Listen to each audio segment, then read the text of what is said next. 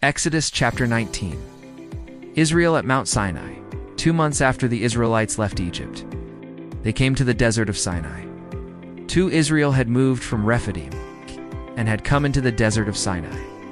They had set up camp there in front of the mountain. 3 Then Moses went up the mountain to God, and the Lord called to him from the mountain. This is what you must say to the descendants of Jacob.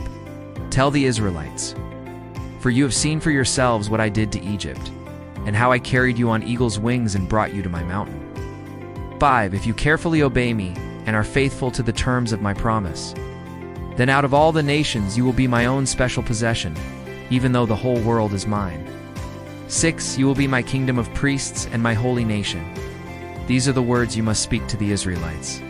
7 So Moses went down and called for the leaders of the people. He repeated to them all the words that the Lord had commanded him.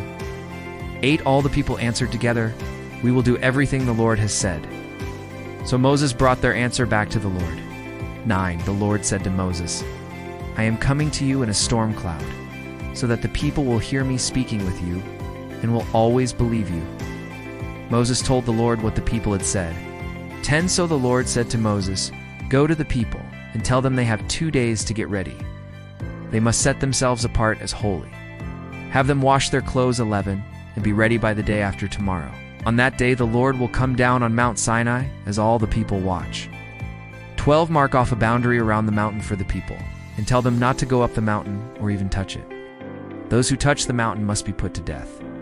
13 No one should touch them. It must be stoned or shot with arrows. No matter whether it's an animal or a person, it must not live. The people may go up the mountain only when the ram's horn sounds a long blast. 14 After Moses went down the mountain to the people, he had them get ready and they washed their clothes. 15 Then Moses said to the people, "Be ready 2 days from now. Don't disqualify yourselves by having sexual intercourse." 16 On the morning of the 2nd day, there was thunder and lightning with a heavy cloud over the mountain, and a very loud blast from a ram's horn was heard. All the people in the camp shook with fear. 17 Then Moses led the people out of the camp to meet with God, and they stood at the foot of the mountain. 18 All of Mount Sinai was covered with smoke, because the Lord had come down on it in fire.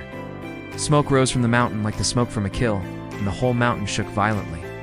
19 As the sound of the horn grew louder and louder, Moses was speaking, and the voice of God answered him. 20 The Lord came down on top of Mount Sinai and called Moses to the top of the mountain. So Moses went up. 21 The Lord said to him, "Go down and warn the people not to force their way through the boundary to see the Lord, or many of them will die." 22 Even the priests who are allowed to come near the Lord must set themselves apart as holy, or the Lord will violently kill them. 23 Moses said to the Lord, "The people can't come up Mount Sinai, because you warned us yourself to mark off a boundary around the mountain and consider it holy."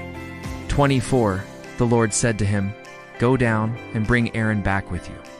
But the priests and the people must not force their way through the boundary to come up to the Lord, or he will violently kill them." 25 So Moses went down to the people and told them.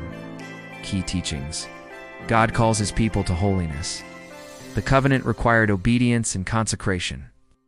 Our relationship with God is based on his grace and our obedience. He rescued Israel before demanding their loyalty. God's people have a mission.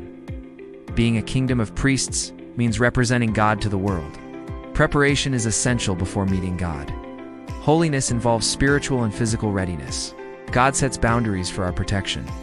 Israel was not to touch the mountain, to preserve reverence and life. God's presence is awe-inspiring and powerful. His descent was marked by thunder, fire, smoke, and trembling. Obedience must be total, not partial. Israel pledged to do everything God said. Thank you for watching.